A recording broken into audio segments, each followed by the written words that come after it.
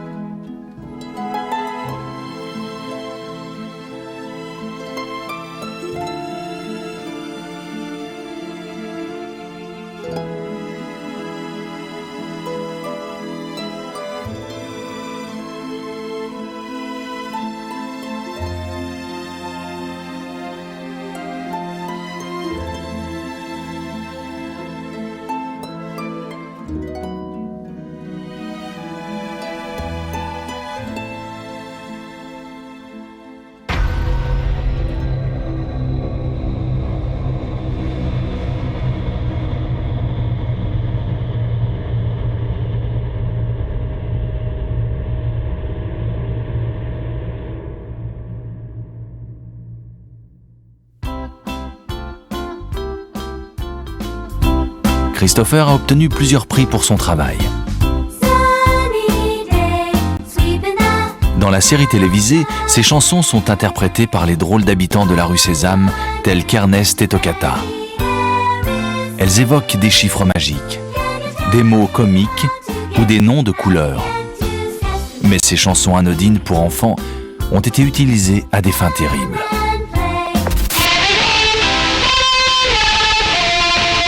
En 2003, on apprend que l'armée américaine torture des prisonniers de guerre pendant des journées entières avec la musique de la rue Sésame.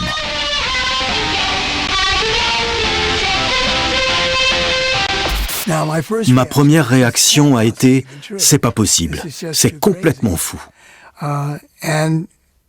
C'est vrai que c'était absurde. Et bien entendu, ça ne me plaisait pas de savoir qu'on utilisait ma musique pour faire craquer les prisonniers. Mais ça a été encore pire quand j'ai appris par la suite qu'à Guantanamo, on se servait de ma musique dans les interrogatoires pour mettre à bout les prisonniers et les faire parler.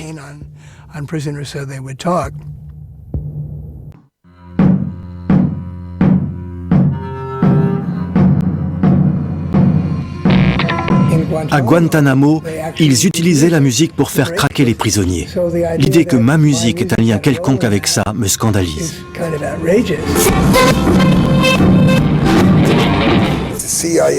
La CIA estime qu'il est plus facile d'interroger les détenus s'ils sont affaiblis. La musique était si forte. C'était sûrement une des pires tortures qu'on ait subies.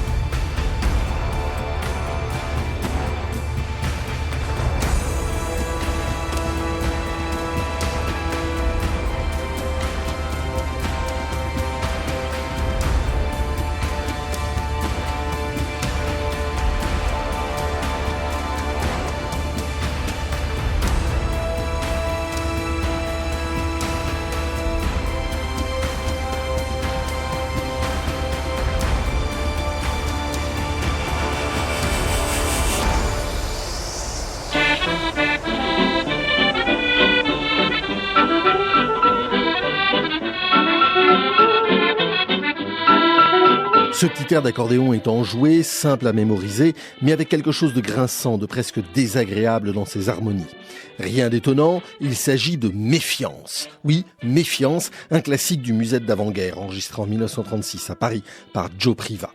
Et la méfiance, toujours plus de méfiance, c'est la petite musique que l'on entend facilement dans des situations telles que l'Europe est en train d'en traverser.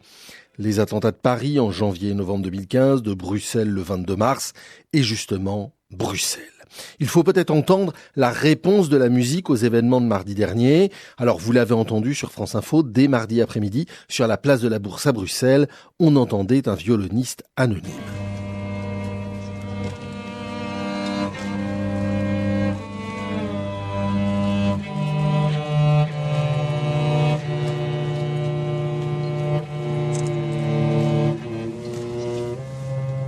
Il n'est pas resté anonyme longtemps, le violoncelliste descendu dans la rue à peine quelques heures après les attentats de Bruxelles. Il s'appelle Noé Beauvais et son geste fait écho évidemment à celui de l'Allemand Davide Martello qui avait amené son piano boulevard Voltaire, tout près du Bataclan, au matin du 14 novembre pour y jouer Imagine dans une version qui restera dans les mémoires.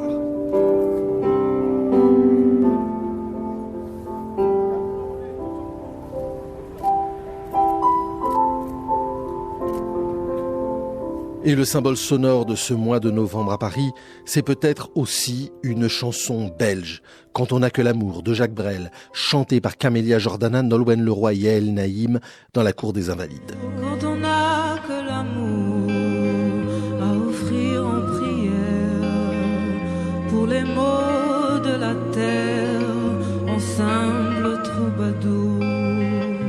Quand on n'a que l'amour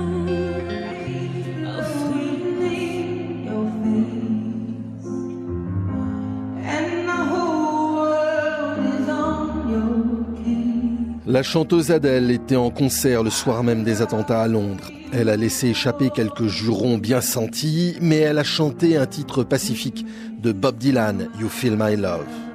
Et c'est cela aussi, la reconstruction après le drame, chanter les valeurs positives qui nous unissent malgré toutes nos différences et divergences d'habitants de l'Europe démocratique.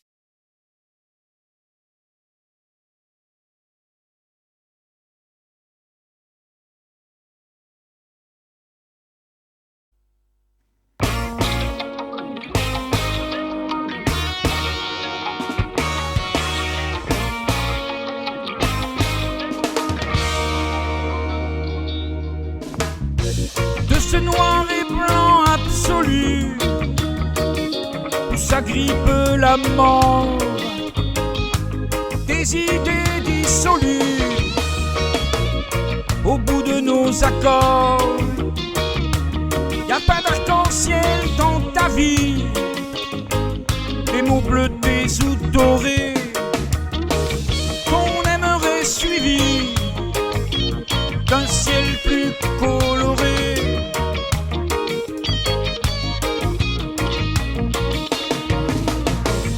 La trace est rouge, la trace est rouge, ici ou ailleurs.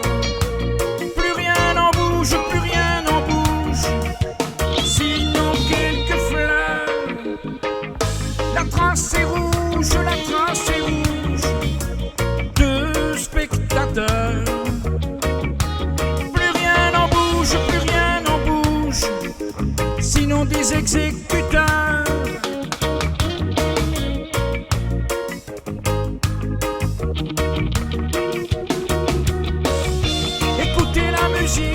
Et le chant de ces peuples debout, et même au soleil couchant, jamais ils ne seront à genoux. Vous aurez leur camp pour rien ou si peu. La loi des Tchadans ne mettra pas le feu.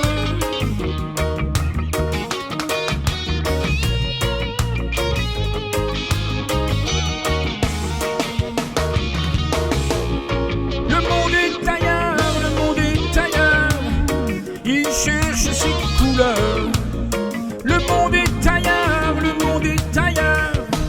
Il veut de l'amour, pas des artilleurs. Le monde est ailleurs, le monde est ailleurs. Auquel on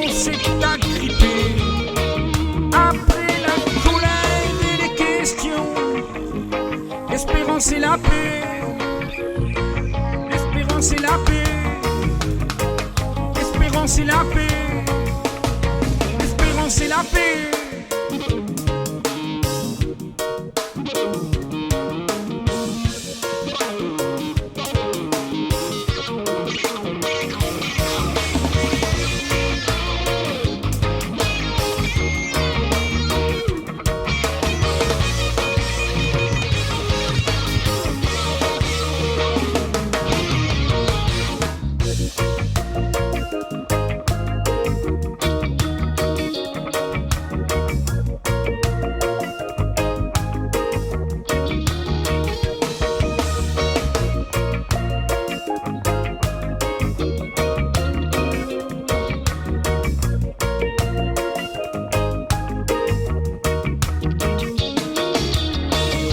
L'espérance et la paix.